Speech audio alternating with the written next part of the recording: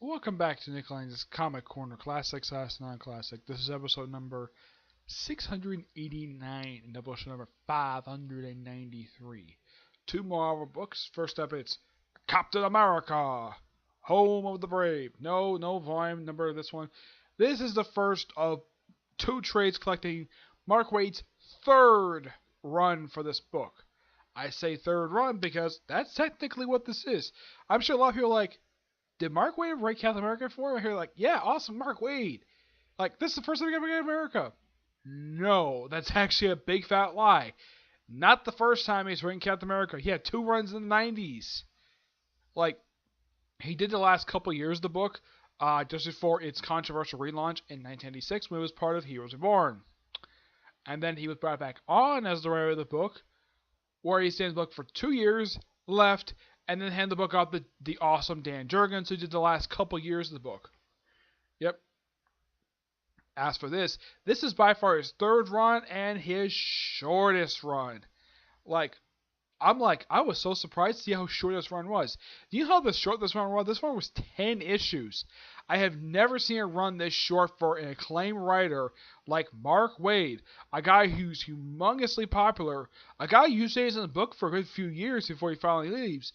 This is probably by far the shortest. Heck, this is even shorter than his run for Black Widow. And that was 12 issues. This was 10. Yeah, and this trade collects Captain America, no volume number 695 to issue number 700. Excuse me. I should point out though, first time when Captain America turned back with his Turbo Dash numbering, it happened the first time in 6 years that Captain America had got back to his final numbering, because he was back to final numbering back in I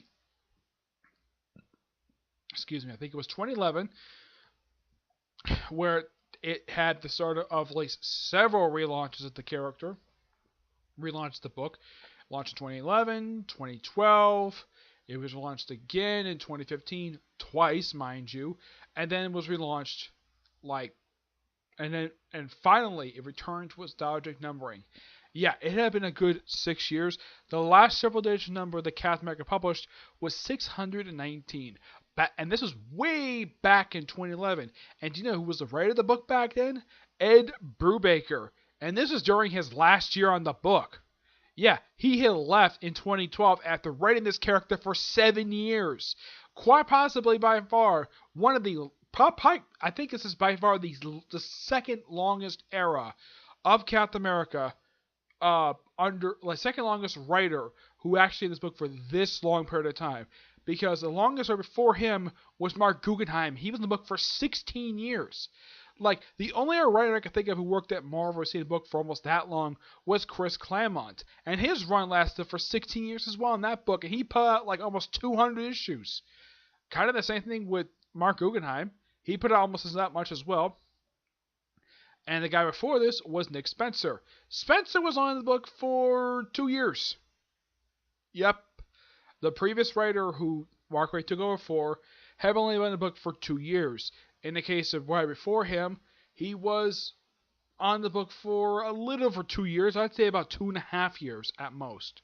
And before him was the 7-year run. Yeah, that's the weird thing about Captain America the past, I'd say, few years. He has gone through, since Brubaker left, he has gone through at least 3 writers in 5 years, at least at this point. This was the third writer. Excuse me, in 5 years. Yes. It is quite weird though when you get a chance to see a writer who stays on the book for a good period of time before he leaves. I'm not sure why in the world some of these writers just left for. In the case of Rick Remender, I personally loved his era for Captain America. I thought it was awesome. Nick Spencer's run was actually pretty decent. I kind of liked his run. I liked the first half of his run. His second half did that stupid thing of, hashtag get back the shield. Which they gave Steve Rogers back the shield. Because Nick Spencer apparently didn't like it that Rick Remender did that. And apparently, Nick Spencer's job was to undo several things 2 previous writers did. One thing, of course, the only thing he had to do with Captain from Ed Brubaker's run was reversing the whole thing, having Red Skull's daughter, Sin, by making her face normal. In the case of Rick Remender, he undid the whole thing of Sam Wilson be Captain America, undid 2 years of character development for this character. Yes, by having him give up being Captain America and have him go back being the freaking Falcon. And then he got a brief spin-off, and he got a brief ongoing series. They got axed after 8 issues. Probably because no one cared for the fact that Sam Wilson went back being Falcon after being Captain America for 3 years. Quite possibly the second shortest tenure of the character. Yeah, second shortest, I would say if everybody who's been Captain America, I would say he had one of the shortest eras. Yeah. Of course, Steve Rogers had the longest, because he's the original. I would say second longest is Jeffrey Mace. He was Captain America according to a retcon for 6 years. And behind him was Bucky Barnes, who was popularly known as the Winter Soldier. He was Captain America for 4 years. He had the third longest tenure on the book. And Sam Wilson had one of the more shorter tenures at 3 years. Yep. Alright, what about this storyline? Okay, first, there's 2 standalone storylines, the standalone issues to start this off. Like, one of the complaints I heard about the first issue was that there was no repercussions what happened to Captain America after the events of Secret Empire, though the current writer actually fixed that. Yeah, the writer of Black Panther took over this book after issue 704. Though I should point out, though, issue 700 for this trade is the last issue that Chris Simney, a guy who's been with Marvel Comics for 10 years, the first comic he ever did was Daredevil / Luke Cage. It was Daredevil / Luke Cage. It was a one-shot. That was the first book he ever did. I've read almost everything this guy had drawn over the years, and this guy is one fantastic artist. When I heard he was doing the artwork for Captain America, I'm like, yes, quite possibly if I one of the best choices to be the artist for Captain America. And the story for this is that first he goes to a town, runs into the villains in the storyline, these guys in the cover. Yeah, let's first introduce these guys. And then the next issue, he fights the Swordsman. Though, you're probably thinking, is this the resurrected Swordsman came back as Chaos War? No, it's somebody else took his mantle. And quite possibly, it's my theory that a lot of writers are ignoring Chaos War for absolutely no reason. I think maybe Greg Pak possibly remembers it, but I think like every other writer at Marvel just ignores it, which I think is stupid. And then in the third issue in here, he does something. He fights a villain. As far as I know, even according to the writing, he had never fought this villain as long as his character's around. Both characters around for a long period of time. Captain America's around since 1941. This other character's around since 1964. Yeah, this Poems issue came out last year. He had been around for a good, I would say 53 years. Never fought this character before. Who is this character? Kraven the Hunter. Yep, one of his many appearances outside of Amazing Spider-Man. Yeah, that's something quite weird about Kraven the Hunter. Seems like ever since he was resurrected back in Grim Hunter, the Grim Hunt storyline, he basically is ignoring Peter Parker. Yep, apparently, Marvel writers are just having to fight almost every other superhero in Marvel Comics. Since his resurrection, I mean, he fought the Hulk, he fought Black Panther, the Ben Reilly Scarlet Spider, he fought Squirrel Girl. I think that's it. But yeah, Cap at least know who exactly Kraven Hunter is because he mentions in dialogue. Spider-Man's mentioned before, which I think that's great continuity. The fact that Spider-Man may have mentioned this to him, which I think is great. They even do this in DC Comics as well, where occasionally whenever you have other heroes, we have certain heroes like Batman fighting a Superman villain, he at least knows these people are. They're not stupid, which I'm glad the fact Wade does not write Captain America be stupid. It's like he's not saying to Kraven like, who are you? He's like, I'm Kraven the Hunter. At least Cap knew who he was, despite the fact he has never met him before in the entire existence of this character. And of course, this particular issue led into a 3-parter, which concluded with issue 700, which kind of wrapped up this arc, per se. Though it did kind of loosely have a homage to Captain America by having it be a double-sized issue, which I do appreciate that. I love it when they do triple-digit issues, and it's double-sized. I do appreciate that. I don't appreciate standard-sized issues for a big triple-digit number. I don't like it at all. I know Bendis did issue 600, with Kenny X-Men, though thank God he didn't do that for Invincible Iron Man 600, which I'm going to review Search Tony Stark when the trade comes out for it, and I have one trade that deals Iron Man in a minute. But yeah, also, let me show this cover off here. Yeah, Hulk does not appear in the storyline, but the Thing does. Yeah, they explained that apparently Cap got frozen. Of course, this was in 2017, and he wakes up in 2025. He only been gone for like 8 years. Yeah, that's weird though. He jumps ahead like 8 years in the future, and apparently the country was taken over by these random villains, and he eventually overthrows them. And he's overconfident. He's like, okay, let's just use the time machine to undo all this. And he eventually does, takes in the main villain in the past, and of course also mentioned the whole thing with Sharon Carter. Yeah, that later gets brought up in the next writer's run. But I gotta say, this is actually a pretty interesting story. I like it. I'm gonna give this book a 9.5 out of 10. Now, before I move on to the next book, I want to get my final thoughts on Chris Samnee as an artist who has done a lot of Marvel comic books. The first time I noticed this guy, aside from the Daredevil Luke Cage one shot, was his. This is also the third book that Mark Waid and Chris Samnee ever did together. First one they did was Daredevil. They did that book for about 4 years together. Excuse me. Yep. And then they did Black Widow. Excuse me. Great comic book, by the way. I love that run. Just too bad the book got canceled at 12 issues. And then you have this book. When I initially heard last year that Mark Waid and Chris Samnee were going to do this book, I'm like, yes! A great, awesome duo who does fantastic stories, quickly cleaned up. Though Black Widow didn't do well in the sales, but it was still a great comic book. And it's sad to see Chris Samnee go. I'm not really sure where he's going to go. He may go DC, but I don't know why he left for it, but he did. I mean, he's quite possibly by far one of the best artists in the past 20 years to grace Marvel Comics, because the guy's artwork is fantastic. Let me show a sample of this guy's artwork. Yeah. I mean, look at this guy. This is fantastic artwork. Oh, I've got to talk about the backup story. Completely forgot to talk about this backup story. Okay, this is a story basically done in the style of of Jack Kirby. Because, well, it's issue 700 for Captain America, and I do appreciate them putting a backup story. They even do like the classic style of putting the logo on top of the cover. Yeah, and this whole page is homage to how the 60s comic books open up. They do these big, humongous pages that where they kind of like get into like the action. Even though this is written by Mark Waid, it's based upon material done by Stan Lee and Jack Kirby. And the way Chris Samnee, the way this artwork is done, it's done in the style of the late Jack the King Kirby. I personally have never met the guy because he passed away 11 years before I got into comic books. And this artwork is fantastic. It's done by Frank Gokaya, I think it's how you pronounce the guy's name.